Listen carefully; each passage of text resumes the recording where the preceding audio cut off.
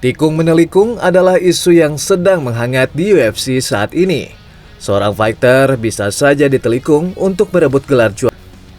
Bukan soal kualitas, melainkan kepantasan yang subjektif yang sering diterapkan oleh UFC.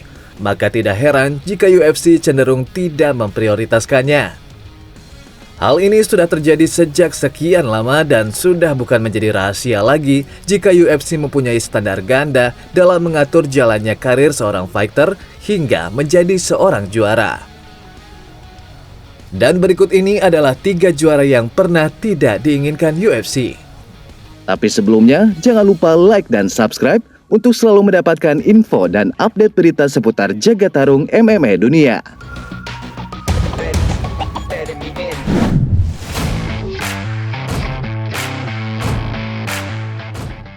Yang pertama adalah Demetrius Mighty Mouse Johnson. Fighter asal Amerika Serikat yang berusia 38 tahun ini tercatat masih aktif bertarung untuk promotor One Championship. Nick Cruz, mereka berdua termasuk pionir di kelas terbang dan kelas bantam UFC.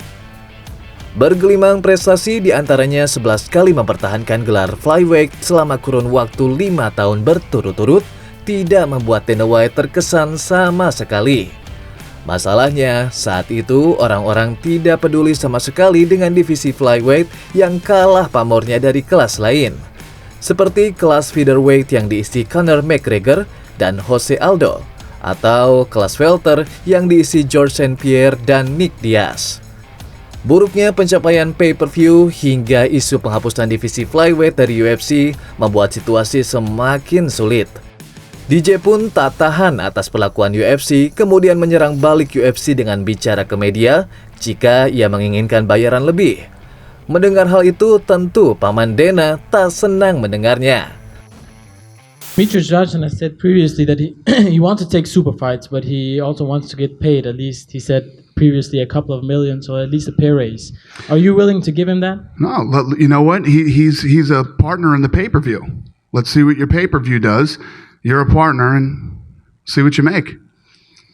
Listen, you can't be in a position where you're like, I want $2 million, fuck you, I don't care what you make.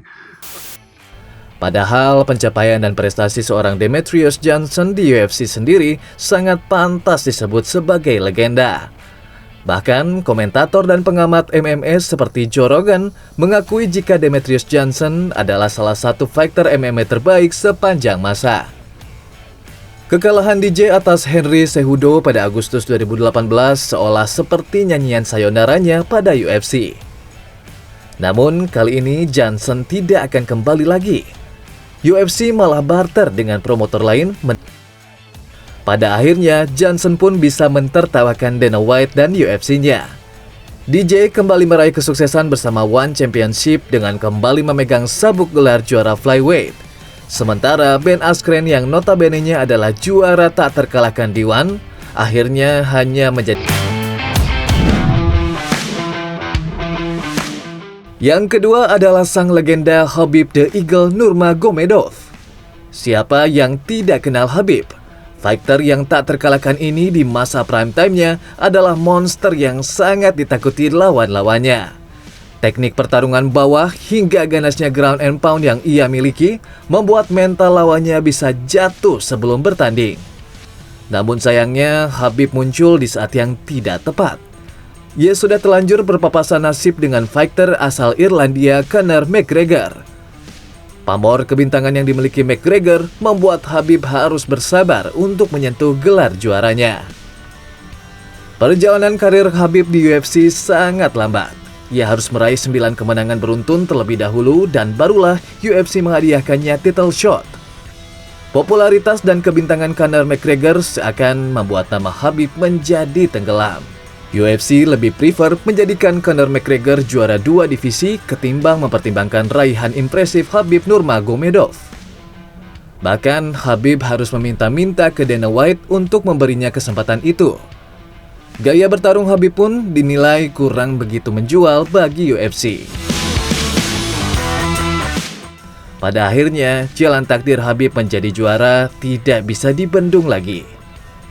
Hilangnya Conor dari pentas MMA dan memilih untuk bertinju dengan Floyd Mayweather membuat gelar yang dipegangnya harus dilepas.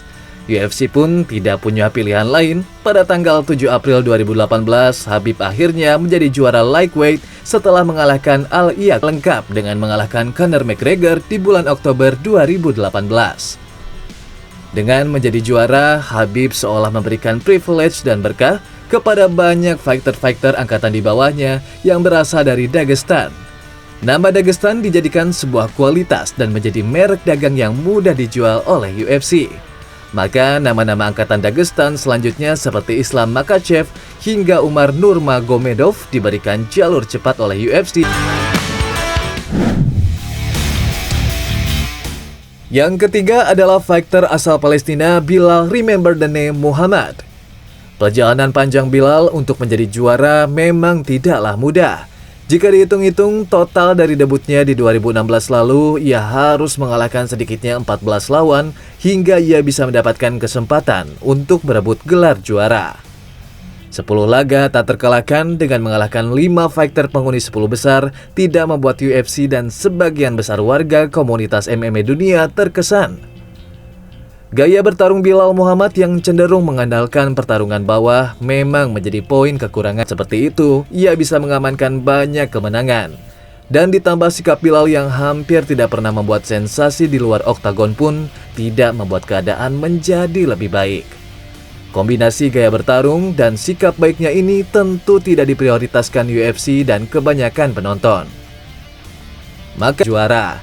Demi mendapatkan banyak pemasukan, UFC lebih memilih Colby Covington untuk menghadapi juara saat itu Leon Edwards pada UFC 296 Desember 2023 lalu. Bahkan setelah pertarungan Colby dan Leon pun tidak ada jaminan bagi Bilal untuk mendapatkan title shot. Untungnya, desas-desus yang memberitakan jika Leon Edwards akan menghadapi Islam Makhachev di UFC 300 tidak terjadi. Laga main event tersebut pada akhirnya diganti dengan laga Alex Pereira menghadapi Jiri Prochazka. Pada bulan Juli di UFC 304, akhirnya kesempatan itu pun datang juga. Bilal Muhammad berhasil membuktikan dirinya bahwa ia memang benar-benar pantas menjadi juara di kelas welter. Perjuangannya untuk menjadi juara akhirnya terbayarkan. Setelah penantian selama 8 tahun, sabuk gelar juara itu pun berhasil diraihnya. Namun sang bos sendiri tetap tidak terkesan dengan hal ini. Alih-alih pujian setinggi langit, Bilal hanya mendapatkan apresiasi seadanya dari Dana White. Untuk mendapatkan gelar ataupun setidaknya diberikan kesempatan memperebutkan gelar juara, seorang fighter UFC tidak hanya harus memiliki skill yang mumpuni untuk bertarung di dalam oktagon, tetapi juga soft skill di luar oktagon juga harus wajib dimiliki. Apalagi promotor besar seperti UFC mendapatkan keuntungan besar adalah hal yang sangat vital. Jika seorang fighter dipandang tidak begitu menjual, walaupun memiliki kemampuan yang mumpuni, UFC cenderung tidak memprioritaskan fighter tersebut. Sebaliknya, walaupun seorang fighter tergolong mediocre, tetapi memiliki kemampuan untuk menjual pertarungan, maka tidak heran jika UFC akan mendorong fighter ini untuk bisa merebut gelar juara.